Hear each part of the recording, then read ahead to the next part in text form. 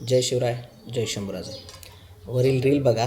त्या रीलमध्ये काही नामर्द अवलादी तुम्हाला दिसतील. या नामर्द अवलादींनी जे काही कृत्य केलं त्या कृत्याला एकच सांगणं आहे की तुम्ही जर एक समजत असाल की तुमच्या गावामध्ये मराठा समाजाची संख्या कमी आहे म्हणून तुम्ही मराठा समाजातील माता भगिनीवर अन्याय अत्याचार कराल आणि तो पूर्ण महाराष्ट्रातील मराठा समाज उघड्या डोळ्यांनी बघेल, तर तुम्ही चुकीचा भ्रम करून घेतलेला आहे.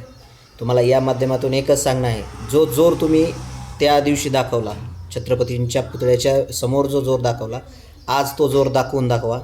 आज तुमच्या जिल्ह्यामध्ये जागा पुरणार नाही इतका मराठा समाज येत आहे. आणि तुम्हाला एकच सांगणं, या ताईनंही तुम्हाला दाखवून दिले आहे छत्रपतीची वाघीण कशी असते. या ताईने तिचा प्राण गेला तरी चालेल, परंतु मी छत्रपतीच्या पुतळ्याला स्पर्श होऊ देणार नाही, ही भूमिका घेतली. आणि या भूमिकेशीच आज संपूर्ण महाराष्ट्र ठामपणे उभा या ताईच्या पाठीशी आहे.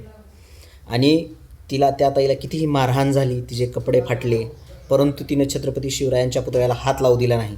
सलाम आहे माझा या वाघिणीला. आणि या माध्यमातून एकच सांगणं आहे की अरे, या छत्रपती शिवरायांनी या महाराष्ट्रातील माता भगिनीला स्वराज्याच्या देवाऱ्यातील देवता समजलं होतं. जिथे शत्रूच्याही स्त्रीला आईचा दर्जा देऊन माघारी केलं आणि तुम्ही त्याच छत्रपतींच्या स्वराज्यात एका स्त्रीचीही अवस्था करताय. याचे परिणाम तुम्हाला भोगावेच लागतील. आणि पुन्हा एकदा एकच सांगणं, अन्याय अत्याचाराच्या विरोधात पेटून उठणाराच मराठा असतो. जय शिवराय, जय शंभूराजे.